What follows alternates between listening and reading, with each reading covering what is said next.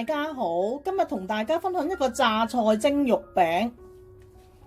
我呢度梅頭豬肉350克，但係我會起咗呢塊皮啦，同埋呢啲唔好嘅脂肪嘅，大約會剩翻300克。蒸肉餅呢，就最好用3肥7瘦嘅梅頭豬肉。細嘅榨菜1件100克，如果你個榨菜大嘅呢，用1半就夠噶啦。另外會加多2粒馬蹄，等佢清爽啲嘅。一嚿薑，同埋一啲蔥嘅。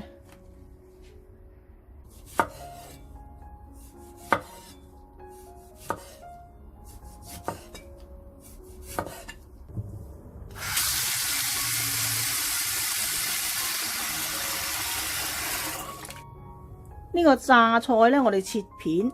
俾少少鹽浸佢15分鐘，去除嗰啲噏味，同埋等佢盡快變淡。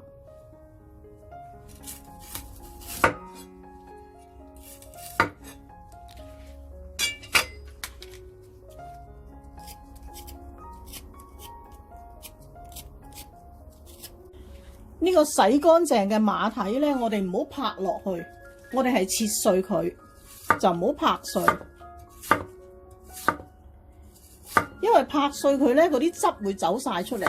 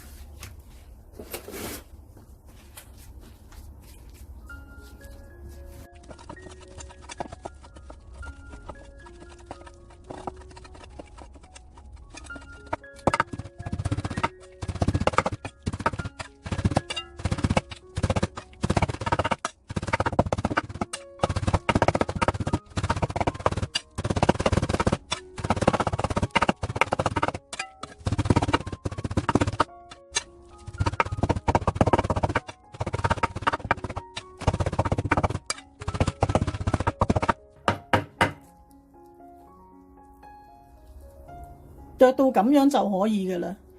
如果你唔想剁呢，亦都可以買攪碎嘅豬肉嘅，但係手剁出嚟呢係會好食啲嘅。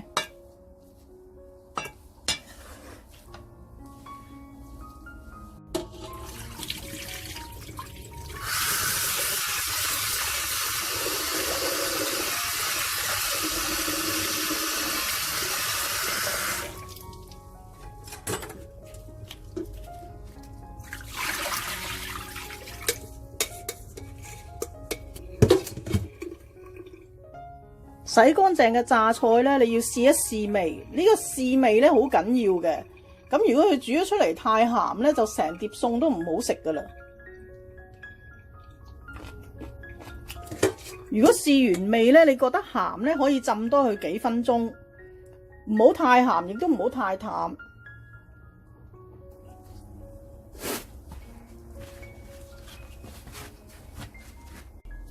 呢個榨菜呢，有啲老嘅纖維嘅，我哋要切走佢。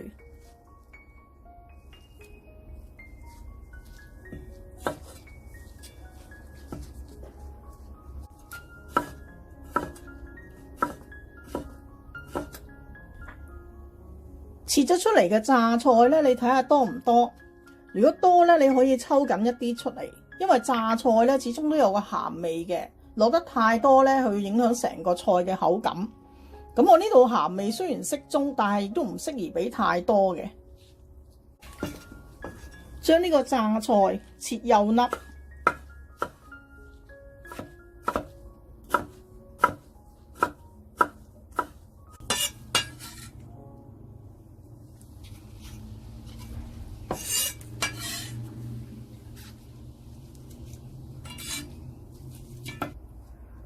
我呢個榨菜咧去咗嗰啲老嘅纖維同埋嗰啲根，咁啊抽起咗少少，剩翻75克。記得唔好俾太多落嗰啲豬肉嗰度，如果唔係咧會太鹹，同埋影響個口感。我哋將呢個豬肉調一調味，俾少少薑米，少少胡椒粉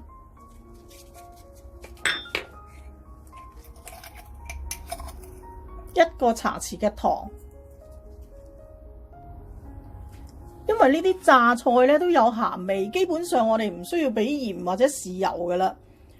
咁如果你喜歡嘅話，可以俾少少蠔油，好少就得噶啦。我呢度係1個湯匙嘅水，加1個湯匙嘅生粉。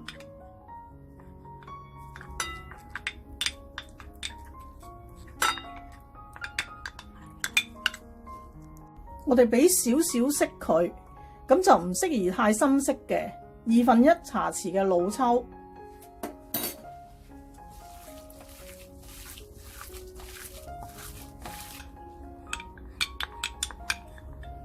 將呢個生粉水分多次加入，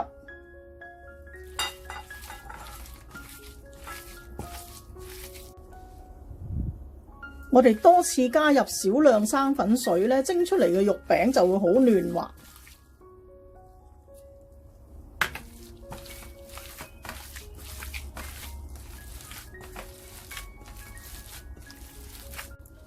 撈勻之後咧，就加埋我哋嘅榨菜、馬蹄、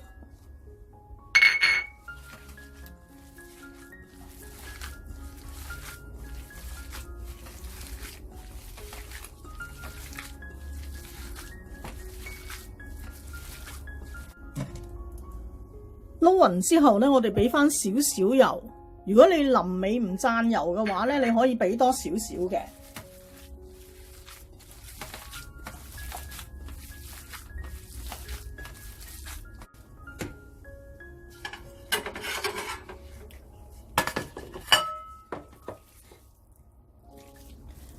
我哋將個肉餅均勻咁攤喺個碟度，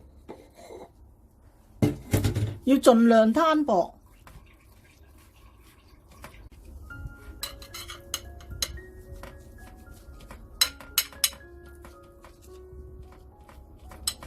俾翻少少裝飾喺度。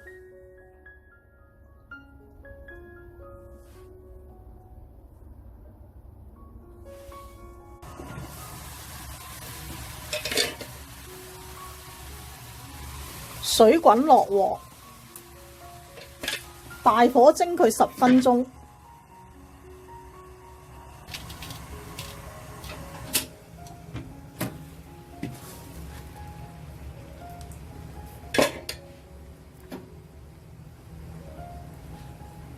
俾翻少少葱，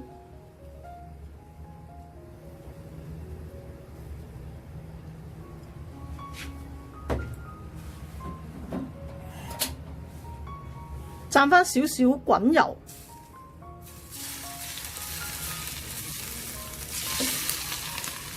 如果你嗰個榨菜咧浸得比較淡咧，你可以蘸少少蒸魚豉油落去嘅。